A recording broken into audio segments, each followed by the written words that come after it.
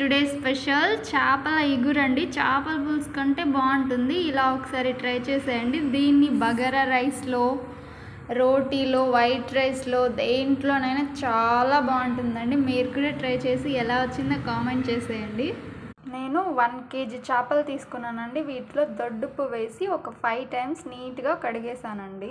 సరిపడా కారం, సరిపడా ఉప్పు, సరిపడా పసుపు, 1 స్పూన్ ఆయిల్.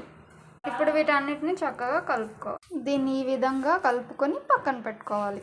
మీద ఇట్లాంటి వెడల్పాటి గిన్నె ఒకటి పెట్టేసి తగినంత ఆయిల్ కూడా యాడ్ చేసుకోవాలి. ఆయిల్ హీట్ అయిన తర్వాత 2 బిర్యానీ, ఇంచు దాల్చిన చెక్క, ఒక 4-5 ఇలాచీలు, ఒక 4 లవంగాలు, పచ్చిమిర్చి, కొద్దిగా కరివేపాకు. ఇవి చక్కగా ఇలా వేగిపోయిన తర్వాత 2 ఆనియన్స్ని ఇలా మిక్సీ పట్టుకొని యాడ్ చేసుకోవాలి.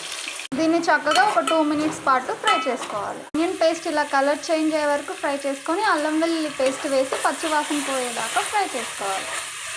ఆ తర్వాత మిక్సీ పట్టుకున్న 2 టమాటాలని యాడ్ చేసేయాలి. ఇప్పుడు దీన్ని ఒక 5 minutes పాటు కుక్ అవ్వాలి. ఇప్పుడు దీంట్లోకి 1 స్పూన్ ధనియాల పొడి, ఇంకా 1 స్పూన్ జీలకర్ర మెంతుల పొడి వేసి చక్కగా కలిపేసి ఇప్పుడు దీంట్లో మనం మ్యారినేట్ చేసి పెట్టిన ఫిష్ని యాడ్ చేసేద్దాం. ఇట్లా ఫిష్ని అంతా యాడ్ చేసేసి 1 side 2 minutes పాటు కుక్ అవ్వనివ్వాలి. వీటిని ఇంకొక సైడ్ తిప్పేసేయాలి. ఇప్పుడు దీంట్లో కొద్దిగా వాటర్ యాడ్ చేసేసి సైడ్ కూడా 2 minutes పాటు కుక్ అయిన తర్వాత వాటర్ యాడ్ చేసుకున్నాక ఇట్లా తిప్పుకోవాలి. గరిటె పెట్టి కలిపితే ముక్క విరిగిపోతుంది.